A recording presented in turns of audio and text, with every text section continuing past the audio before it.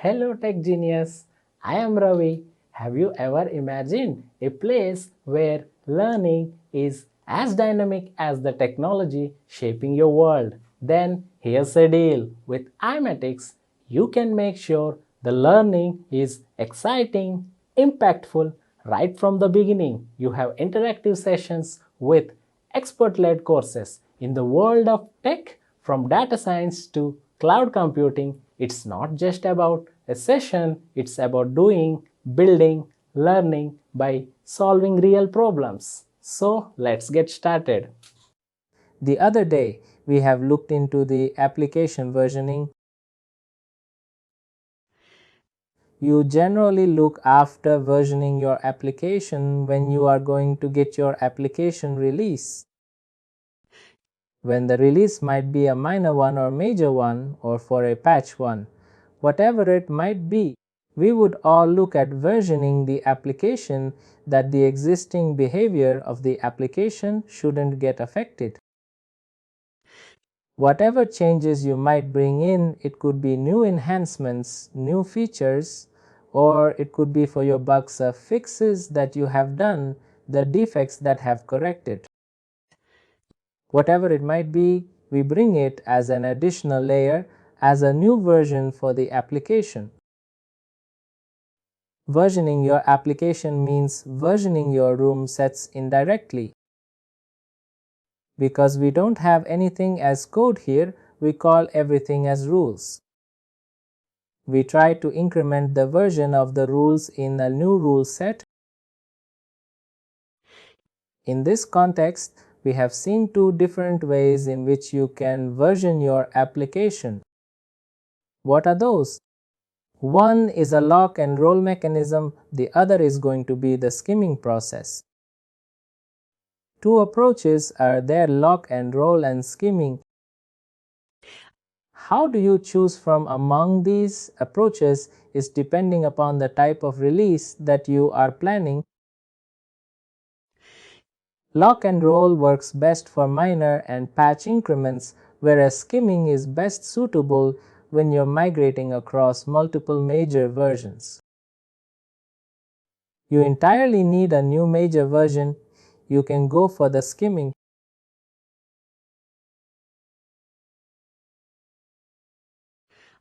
In the lock and roll, again, we have got three different approaches depending upon the requirement.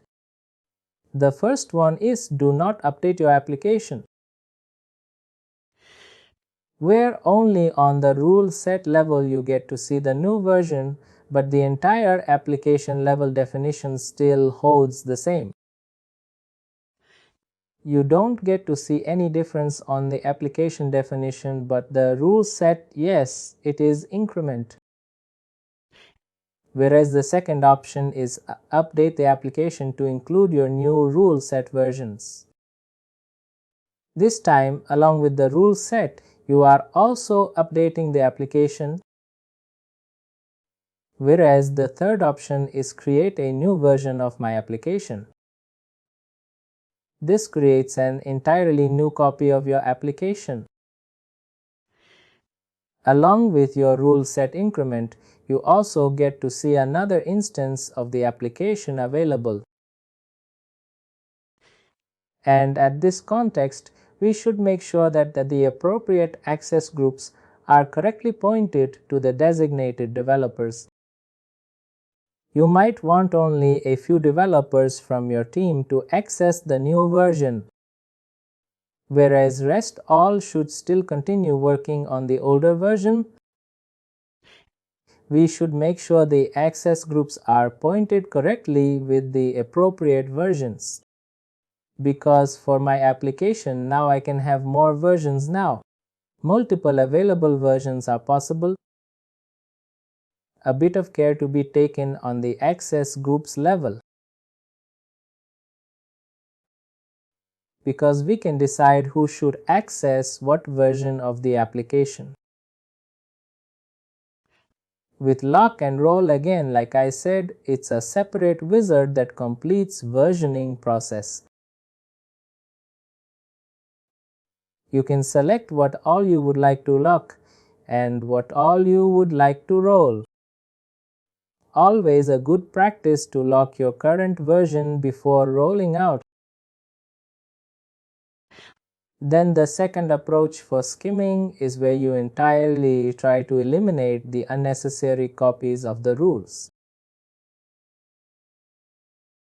leaving behind all the impure, unnecessary copies of the rules are left behind.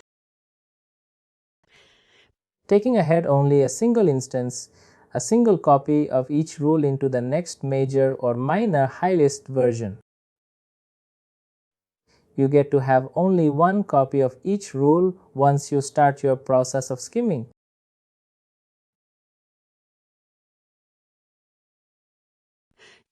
This is really helpful when you're dealing with huge enterprise applications, when you have multiple versions and a lot of things available. If you want to remove all that junk or not, what's better? We try to use the skimming process here that it holds like a fresh base copy. You will have only one copy of each rule, which is as similar to your very first version of OA and OA. Like that, you will have all the rule instances with just one copy. I think that's about the skimming. Again, skimming also comes as part of a wizard. These things are not just you click on it, it works. They are part of a process, they are part of a wizard,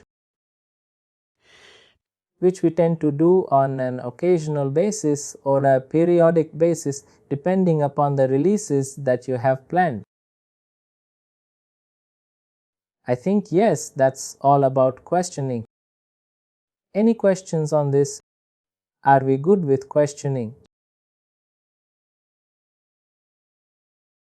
Now I have understood, but after I practice, if I get any questions, I'll ask you. Sure. I think then we'll go ahead. Today also we'll be talking about, or we'll be focusing more on, the rule sets. We will talk about some design aspects that we have to keep in mind when you're building an application. We will be talking about some rule sets, something called as validation of the rule sets. We will be talking about some check-ins and check-outs. It's all about managing or designing better applications.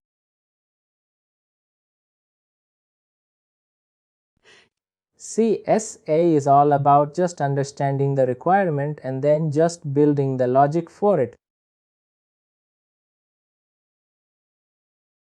Using your data transforms, or called decision rules or activities, whatever, you try to fulfill the requirement.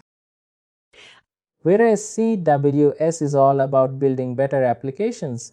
How well can you build better applications?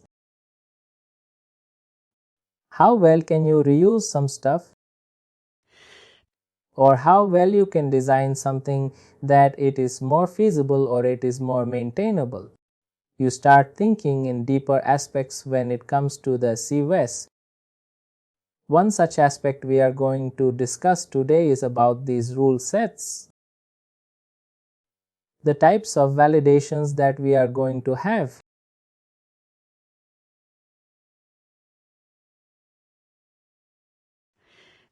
When we initially start creating the application through the wizard or through your new application creation wizard, a lot of things are already created in the back end. I mean, the system is taking the responsibility of creating all of these. Be it your access groups are created, then some work queues are created, work groups are created. Organizational rules are created, division rules are created, specific rule sets are created. Yes, access roles are created. The system is taking the responsibility of creating all of these for me. Earlier, when we didn't have this wizard, when back in 7.1 or before, we did not have this wizard. It's like everything has to be manually created by ourselves and then we can create the application. That's how it used to be. Now, as part of this system, creating some stuff for us, one of which is going to be your rule sets. 4 rule sets are created when you create the application itself. Remember what are those rule sets? Maybe I think we also did see them: the application rules, application integration, then organization and organization integration. Perfect. 4 rule sets are created by default for the system. Let us just have a look at them. First, let's put this law in.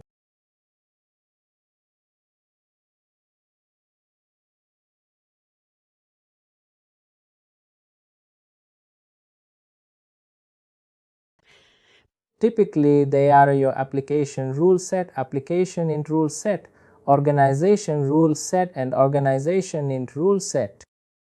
4 rule sets are created. Now, should I just confine my whole application with those 4 rule sets only, or can I create my own rule sets also? We can create our own rule sets. Exactly. Yes, we can go ahead create our own rule sets depending on the requirement. It might be like for a particular requirement or for a particular enhancement, I will create a separate rule set, or for a particular feature, I can create a separate rule set. Or for each developer on my team, they can be part of a separate rule set. Or for each sprint that I'm working on could go in a particular rule set. Depending upon the kind of approach that your team or that your project is following, you can create any number of rule sets as per the requirement. Yes, I can create some rule sets of my own. And as we know, what does your rule set consist of? It is going to be a list of or a set of rules from which the system is going to pick the rules as and when it is going to execute them. Rule set is a set of rules, as simple as that. This is what we call as the application rule sets, which are part of your application. Then you will have some organization related ones, and then whatever applications you might want to create for your application. Yes, all those listed in the application rule sets, we call them as a rule set stack. We call it in the order of a stack because this order is what determines the priority. Which rule set should be given priority here? The top priority always goes for your application rule set, because that's where most of your rules would reside. If the system is not able to find some rules there, then it goes to the second one. Here initially your RAppEps is going to be the top of your stack. Once the rule is not available there, it is popped out. Next, what becomes top of your stack? It is going to be your RAppSint. System again checks for the rules in that particular rule set. It found well and good. If not, this is also popped out. Likewise, we make it in the form of stack that priority always is given to your top of your stack. We are talking about these rules, the application rule sets and your organization rule set. And this is how you will try to prioritize them depending upon the stack. The order in which you define your stack defines the way for the PEGA application to understand which rules have to be given priority. The one that's on the top of the stack is given the priority, and that's how it would continue. Now, along with these application rule sets, you also have something called as production rule sets. There is a bit of a difference between the and the application one. What is that now? And where do I see them? If you like this video, please like, share, and subscribe to our YouTube channel.